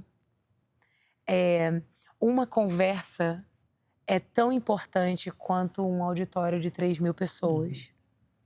Porque se uma vida for totalmente transformada, se alguém sai de uma conversa com você que estava com expectativa de morte e ela sai de lá com uma gota de vida, tem o mesmo valor para mim do que multidões vindo diante do altar se rendendo a Jesus. Os poucos movimentos de transformação, que aí vem o lance do sinal e do sinal de trânsito ou dos pequenos movimentos que mudam o mundo. E eu gosto de pensar de uma imagem. Hoje em dia a gente tem o Google Earth, né, que é essa ferramenta divina, cara. Que delícia você olhar. Em qualquer lugar do mundo, você olhar o mundão de cima. E aí o cara não só te deixa olhar de cima, ele deixa você dar zoom, e zoom, e zoom, e zoom, até que aparece minha casa. Isso é muito... Obras maiores farão. Imagina Jesus com o Google Earth na mão, cara. Tudo bem que ele não conta porque ele via tudo, né? Ele não dá. Mas você imagina, Dani, que existe um Deus que, enquanto a gente está aqui conversando, está ouvindo a dor dessa criança no sinal, que está com fome. Talvez essa criança não saiba orar, mas a alma dessa criança tem fome e Deus consegue enxergar essa criança no sinal. Esse mesmo Deus, ele está agora no Irã, vendo famílias gritando por socorro só para sobreviver e tentando sobreviver mesmo, ficar vivo naquele cenário. É o mesmo Deus que, nesse momento, está com uma pessoa com diagnóstico de câncer num hospital, com dores imensuráveis, clamando a Ele por alívio do alto. E é o mesmo Deus que, olhando esse Google Earth, está ouvindo uma criança silenciada num quarto escuro, sendo abusada sexualmente por uma pessoa no Amazonas, que é um dos estados com maior índice de violência e abuso sexual infantil. Deus, naquele quarto, está ouvindo aquela criança. e orações subindo a ele. E ele vai responder essas orações. Deus é poderoso demais, soberano demais, para não ir ao encontro daqueles que sofrem. Só que, desde Cristo, ele designou que não seria mais através de coluna de fogo e de praga de sapo entrando num shopping. Seria através de pessoas que ouvem e obedecem. Começa com os discípulos que souberam ouvir a voz do seu Senhor e obedeceram. Jesus falava, vai ali, ó, 72, vai lá. Divide, tira a sandália e e eles voltavam enlouquecidos. Jesus só não vai acreditar. Ele, ó... Meu Deus! Meu Deus, jura? Meu Jesus amado. E os caras tinham curado no nome dele, tinham expulsado demônios no nome dele. Eles tinham libertado pessoas, eles tinham visto pessoas se renderem ao nome de Jesus, sendo livres das suas prisões sociais, culturais. E aí, hoje, não é diferente. Nós somos aqueles a quem ouvimos e obedecemos. A diferença é que alguns ouvem, outros ouvem e obedecem. Então, esse negócio de botar o missionário nesse lugar... Ai, a Sara, olha, gente, ela é tão... Olha, é muito engraçado. Ai, Sara, você é tão... Como se fosse iluminada. Eu falei, se você me conhecesse in natura, crua, que nem Jesus conhece, você não me olharia desse jeito. É porque o que você vê aqui é o sangue de Jesus. A minha vida, as minhas decisões são impulsionadas e regadas e o poder das minhas decisões está no sangue, mas sem ele é desgraça. Não há pura, em mim algo. Pura. Só que o lance é, Dani, que nesse Google Earth, diante dessas dores que eu acabei de narrar, é como se Deus estivesse olhando e falando assim, tem um cara com sede aqui na frente da memorial. Quem tá lá? Beli, pega um copo de água, leva pro Raimundo, ele tá com sede. Obrigada, filha, obrigada. Sara, tem uma criança que está sendo abusada há 6 anos pelo irmão mais velho dela, na comunidade X. Interrompe isso, faz essa denúncia. Que foi o que eu fiz ano passado. Uma menina de 6 anos, de 13 anos, que vinha sendo estuprada pelo irmão mais velho desde os 6. A verdade é que Deus vai bater assim e falar, filha, esse quarto, acende essa luz. Tá contigo. Acende essa luz. Dani, essa criança no sinal, brinca com ela hoje pra ela lembrar que eu tô de olho nela. Pedra, papel e tesoura. Deus te ama, tá? Ele sabe que você tá aqui. Ele não esqueceu de você. Segue o baile. Ele vai acionar. Deus vai acionar pessoas. Ele me acionou com 17 anos. E eu tenho 40. E muitas vezes eu não sinto. Mas, Sara, você está em ministério. Não se iluda. Meus e-mails, meu telefone, as demandas me ensurdecem. Eu me lembro uma vez que eu tinha acabado de pregar e Deus falou assim, eu estava muito cansada, Dani. Sabe quando você sabe? Se tem alguém aqui que sabe, é você. Exausta. Aí eu tô saindo, tinha uma moça varrendo assim, e Deus falou assim... eu não sei dizer. Tem gente que fala, você ouviu a voz? Eu falei, cara, na minha alma. A minha cabeça inteira ficava barulhando. Vai lá e ora por ela. Por essa mulher. Aí eu assim, e eu saindo da igreja assim. Aí eu, cara, Deus, nesse momento eu preciso que alguém venha aqui e ore por mim. Acabou, né? Não seca. tenho mais. Meu tacho, já entreguei tudo. Assim. Deus, vai lá. Eu falei, não vou. E eu falei mesmo, não vou. Continuei andando. Deus, vai lá e ora por mim. Não vou. Ai, Deus, não. Já nosso relacionamento tá ficando muito pesado. Deus falou, vai lá. Ficou tão alto. E quem tá ouvindo sabe do que eu tô falando. E vai criando a conexão com a própria história. Deus tá fazendo isso acerca de algum assunto contigo. Sabe do que eu tô falando.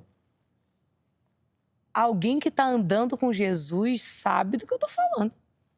Você pode até duvidar se é você ou se é ele, mas você sabe. E se é bom, não é você. Já digo logo. Ai, meu Deus, não sei se é de Jesus. É bom. É justo, agradável. coloca o outro no lugar que Jesus colocou o outro, não é de você, só vai lá e obedece. Em nome de Jesus, amém. Fui lá, cansada, falei, moça, mas eu fui muito... Ó, Deus mandou orar por você, tá? Vem aqui agora. Não, sabe o que eu falei? Eu falei, deixa eu te falar uma parada, eu tava saindo daqui do teatro e eu tô exausta. E Deus não me deixou sair até eu vir aqui orar com você. Surpreende você que essa mulher desaba em chorar. Passando por... Aí falou do que ela tava vivendo naquela manhã. Tinha acontecido uma parada na família dela, tá. Eu falei, eu vou orar por você. Eu não tenho poder em mim. Mas se Deus, cansada como eu estou, me mandou voltar aqui para te olhar no olho, para falar que Ele sabe o que você está vivendo, é porque Ele quer que você confie isso a Ele. Eu não sei aonde Deus está na sua vida, eu não sei o que você fez de Deus, mas que Ele está de olho em você, Ele está. E isso está pesado demais para você. Entrega para Ele, entrega a sua vida para Ele, deixa Ele cuidar de você. Oramos, não sei o que. Eu falei, oh meu Deus do céu. Deu tempo para mais um sermão? Sara, vai lá. E sabe qual é o lance? É que se não fosse eu, seria outra. Seria o Dani, seria a Belle, seria a Gio. Eu teria perdido a oportunidade de ver o que Deus estava fazendo. Tem uma frase aqui nessa parede de fora aqui da nossa igreja. Observe o que Deus está fazendo e junte-se a Ele. Ah, Henry Blackaby, yeah. E isso grita pra gente, porque assim, não é sobre meu protagonismo em qualquer coisa, mas é sobre como eu só me enfio junto. O senhor tá indo, eu vou. Participa disso, participa disso. Ele vai responder as orações. Sara, eu não posso deixar de deixar a igreja saber. Eu sei que você vai falar um pouquinho disso. É que a gente tá gravando isso no sábado e ela vai pregar amanhã, né? Inclusive, eu mencionei algumas coisas aqui que eu sei que eu falei. Mas assim, ó, vocês vão ver depois do culto, façam cara de surpresa, tá bom? Mas eu queria muito deixar, antes da gente acabar, falar um pouquinho sobre a atuação da JMA durante o período da pandemia com os respiradores. Porque a gente, os jovens aqui da igreja fizeram uma mobilização para isso, né? A gente fez aquela live lá na época. E aquela experiência foi muito marcante para nós. Só que depois, ouvir como foi marcante para vocês, eu fiquei assim, cara... Porque a gente às vezes...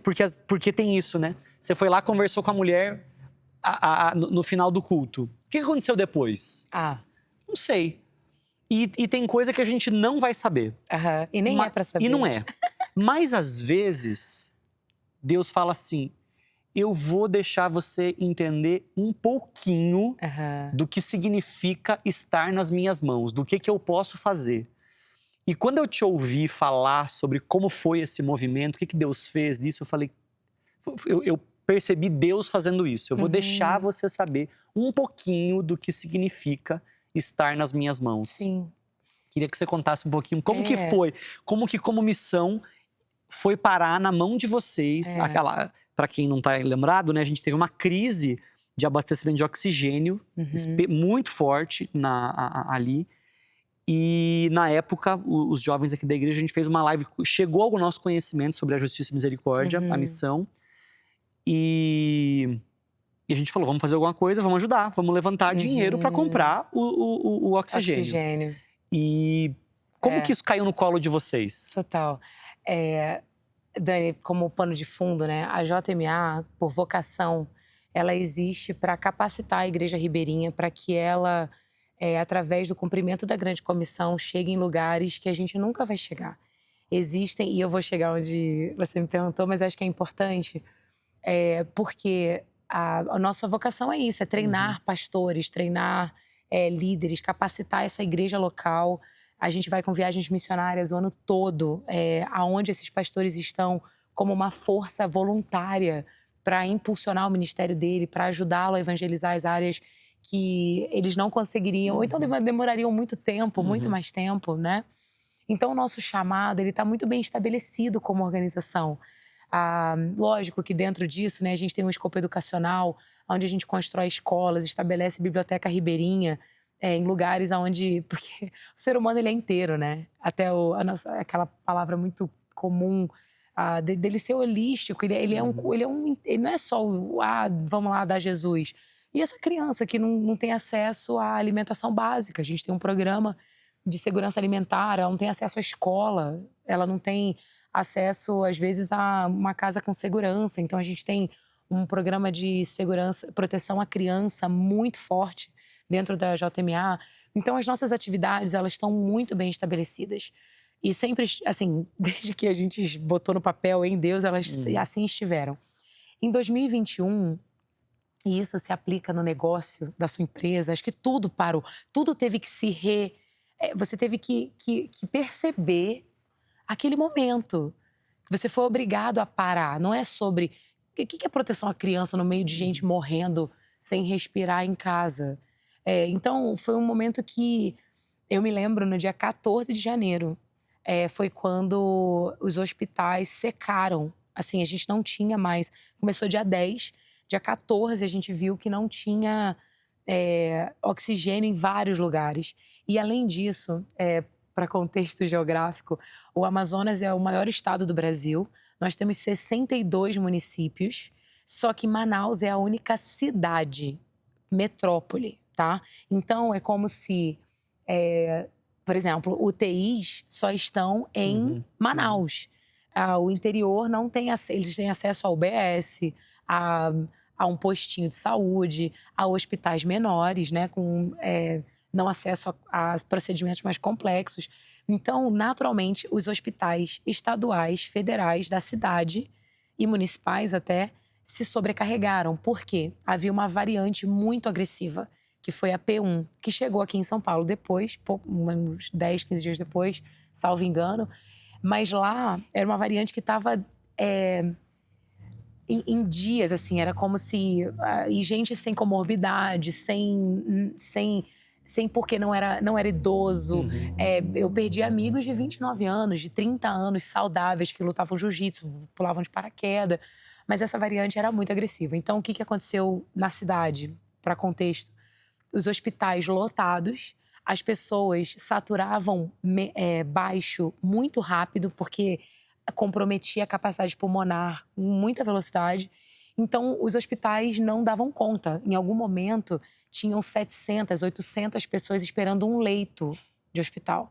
E elas estavam morrendo em casa. O IML tirava 40, 50 pessoas mortas de casa. Assim, foi um cenário de guerra. Eu lembro de você mencionar que depois que isso chegou em São Paulo, foi que ganhou notoriedade. Vai pro Fantástico, né? Pode. Mas foi uma reportagem inteira. Eu já tinha feito... Mas o que já estava acontecendo lá semanas antes? E a gente já tinha mandado dossiê para as mídias principais. Não vou falar nome, né? Mas a gente mandou evidência e tal. Enfim. E aí... só que aí chega aqui... Aí... Bum! Né? E aí, Dani, eu me lembro de estar com o Magno em casa. E eu falar, amor, a gente precisa fazer alguma coisa. E ele me olhou, a gente não tinha filho na época, graças a Deus. Porque eu não sei como teria sido. Porque era uma coisa de guerra, a gente correu risco de vida mesmo, sabe? E o Magno falou, vamos. Um amigo nosso do Nordeste, o Fábio Silva, me ligou, falou, Sara, a gente tá junto, do Transforma Brasil. Talvez você o conheça, né? O Fabinho querido. E ele abriu uma live comigo e a gente começou a falar. E aí, naturalmente, começou uma mobilização. Aí eu lembro de estar em casa, assim, o Magno fala, mas a gente vai fazer o quê? O Magno até fala, ele fala, amor, você é muito inteligente, você é uma das mulheres mais inteligentes que eu conheço. Você é muito capaz, mas naquela época, você tava assim, Moisés reluzente, Jesus, assim. Porque ele falou, você não é aquilo, você não é aquilo. Você não tem aquelas capacidades, assim. Eu me lembro do Magno pegar o nosso quadro em casa e falar, o que a gente vai fazer? Falei, a gente vai, tá. Tipo assim... O plano montado, assim. E uma clareza do alto. Não é sobre mim. A gente só é galho. É videira. Jesus tinha que socorrer pessoas, é isso. E aí, Dani, a gente começa a mobilizar online. E o que desemboca na Memorial é porque, lembra, a gente tá enterrando gente... literalmente, em monte. Tem uma foto que eu tenho, e tá no vídeo da JMA, que tem um terreno de lama.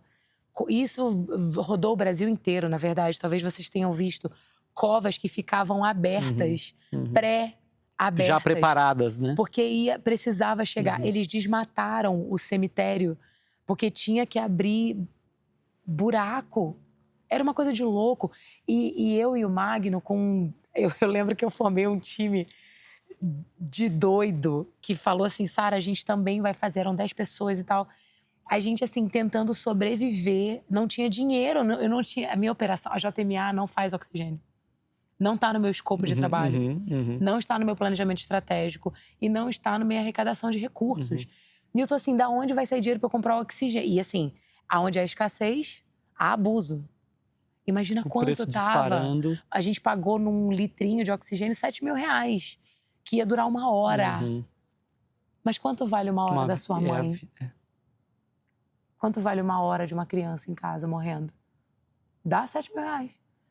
E eu não sei como a gente chegou aqui, na Memorial, mas vocês foram, se não a primeira, uma das primeiras igrejas que falaram assim, a gente vai ajudar. Você consegue fazer uma live comigo? Aí eu, na época, tava assim, qualquer coisa, eu só preciso falar do que tá acontecendo aqui, pedir socorro. E eu me lembro que a gente fez aquela live, não deu... A minha sensação é que, no minuto seguinte, vocês mandaram uma doação... Porque foi assim, a gente tava... Eu lembro de, na época, ouvir algumas pessoas ajudando e era assim, manda o dinheiro para a igreja e a igreja vai juntar, arrecadar tudo e depois envia para lá. Só que a gente falou, gente, isso aqui é urgente. Qual é o Pix da missão? Que então você vai mandar o dinheiro, vai direto para a missão. Então a gente sequer sabia qual foi a grandeza disso, né? E assim, mas o recurso chegou diretamente, sem intermediação da igreja. Foi direto das pessoas para a missão. E assim, ali a gente começou a ver CPF, tipo, e de todo tipo, né? Me lembro de, tipo, e a gente foi tão rápido que entrava e saía, entrava e saía. E assim, muito controle, né, de nota fiscal e tal, mas assim, leva pra casa da pessoa agora. Nosso telefone tocava, o pessoal por favor, traz um cilindro e tal. E os nossos voluntários, aquela época tava em lockdown. E chegou num ponto da operação em que a JMA estava tão espalhada, a gente estava com 200 cilindros rolando na cidade. E voluntário na fila de encher o oxigênio. Outro voluntário vinha, pegava aquele cilindro, deixava outro com o voluntário que permanecia na fila. E a polícia parava alguns dos nossos voluntários e falava, não, é que a gente está levando oxigênio para casa das pessoas da JMA. Aí um policial falou pro cara, da JMA? Não, tá bom, tá bom. Mas é o Senhor, né? É esse Deus que estava nessas casas. E perceber observe o que Deus está fazendo, junte-se a Ele, é parar e dizer, meu escopo definido, meu planejamento, meus objetivos. Foi tudo em alguns momentos, janela Deus fora. dizendo, mas eu estou fazendo uma coisa aqui e vamos... E Deus está fazendo isso, né? Eu tenho meu trabalho, eu sei. E Deus está batendo no ombro dizendo assim, Mas eu olha vou aqui. fazer, olha, abre o olho, né? Deus está fazendo isso. Ele né? ainda faz isso. Ele ainda faz. E ele escolheu fazer assim. Eu lembro, tem um livro, eu sei que vai ser ruim falar, mas eu gosto ainda, do Philip Yancey, teve recente uma questão com ele, né? Mas ele tem um livro pequenininho assim, chama Igreja Por Que Me Importar. E ele termina o livro contando a história de uma orquestra que era uma orquestra muito ruim. E que ninguém, assim, era péssimo, o pessoal não era bom, era um terror. Mas que chega no final, aquela orquestra muito ruim vai e toca uma música, que eu não me lembro qual é agora, talvez Bach, sei lá, alguma coisa assim, num certo ambiente.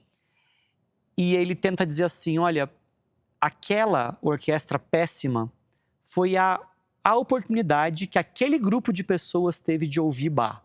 E aí ele fala assim, a igreja, que é essa composição de gente pecadora, torta... Tranqueira. É isso aqui, ó. É essa bagaceira que é a gente mesmo. Mas foi o jeito que Deus escolheu para fazer a verdade dele se espalhar e chegar. Talvez tivesse orquestras melhores, mas é isso aqui, ó. É a gente, tá com a gente. E se vê nesse lugar, não grita, nossa, olha só, Deus é comigo. Não, você é a orquestra ruim. É graça, é para chegar no final e parar e falar assim, é humilhante, mas é dizer assim, eu não poderia. Mas o resultado disso daqui é tão superior, a vida é transformada, tem salvação, gente que estava morta vive. É para eu chegar no final e dizer assim, só Deus poderia ter feito isso. E não me deixar em dúvida de que foi o poder de Deus. Porque a grandeza dessa missão é o tesouro em vasos de barro. Para lembrar que a excelência provém de Deus e não de nós. E Sara, esse lembrete que você está aqui dando pra gente, né? É fundamental, porque é algo que... Estamos aqui, começo do ano, né? A gente faz tantos propósitos no começo do ano, de comer melhor, de emagrecer, de ler a Bíblia inteira. Meta proteica. Tudo, né? Vou bater a metinha da proteína e tal. O Jim Reds que recomeça. Mas talvez a gente negligencie como uma meta se perceber nas mãos de Deus. Eu quero radicalmente ouvir e obedecer. Ouvir e obedecer. Se a gente conseguir ajudar essa galera que está assistindo, ouvindo a gente, a começar esse ano com o coração radicalmente comprometido a ouvir e obedecer o Senhor, que missão. Zeramos a vida. Zeramos. E Sara, eu te agradeço demais por compartilhar, por desafiar a gente de forma com histórias tão reais. Eu sei que no tempo que eu passei uma semana lá com vocês e das coisas que eu mais aprendi foi ouvir histórias, né? E, em alguma medida, contar histórias também para ver como essas coisas se casam. E eu tenho acompanhado, assim, a gente vai deixar aqui na descrição do vídeo rede social da Justiça e Misericórdia para você acompanhar o trabalho e, de alguma maneira, ouvir as histórias e participar delas. E eu quero agradecer demais, né, você por ter conduzido, desafiado a gente a partir de histórias, porque muitos de nós ouvem histórias, mas a habilidade de interpretá-las e desafiar a partir delas, talvez seja tarefa pastoral, seja tarefa do missionário, e poder fazer isso é um privilégio para nós, poder ouvir e obedecer. É incrível. E obrigado mesmo por estar nas mãos de Deus, por mobilizar com a gente. E já obrigado por amanhã, no culto de domingo. Eu tenho certeza que a gente vai viver uma experiência muito profunda. Então, obrigado mesmo, Sara. É um presente, assim. E a minha oração é que em todas as coisas, seja no que a gente falou, ou na história da minha vida, da sua vida, mas que isso te deixe um pouco mais perto da cruz. Você falou muito, né, sobre quem somos nós, quem Deus é e tal. E quanto mais perto da cruz a gente está, mais claro e mais evidente fica quem nós somos, quem Ele é e o que Ele quer. O nosso lugar é lá. Eu vou na academia, mas eu tô na cruz. Eu tô na minha cama assistindo Netflix, mas eu tô na cruz. Então, e essa cruz, ela baliza a nossa vida. Ela coloca tudo em ordem. Ela é um eixo, né? Esse sangue, ele equaliza tudo. Então, se nada mais, eu acho, se eu pudesse encorajar, né, de última forma, quem tá ouvindo, cara, fica perto de Jesus, sabe? Fica perto dele.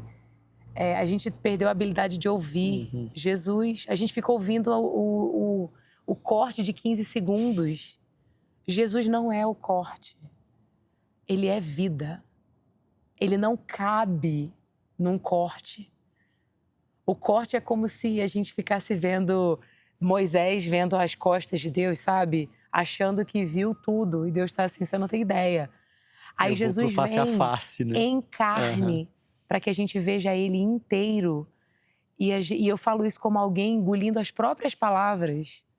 Não como alguém que já conquistou, mas como alguém que se lembra o dia inteiro. Fica perto de Jesus. Ai, perto da igreja? Não, de Jesus. Fala, bom dia, Jesus. Como é que o senhor quer do meu trabalho hoje? Jesus, sabe? Bota Jesus na rotina. E o resto, todas as outras coisas vão ser acrescentadas. E aí, eu espero, nessa batidinha de ouvir e obedecer, que a gente se encontre pelo caminho. Vai ser uma delícia tomar café com alguns de vocês ou a gente servir junto nesse Viagem processo. missionária, levar essa galera pro barco. Eu tô pronta, eu vivo disso, na verdade. Então, estamos fechados aqui. Podemos fazer um compromisso que eu vou levar uma galera? Tá fechado. Deus abençoe, gente. Fiquem com Deus. Tchau, tchau.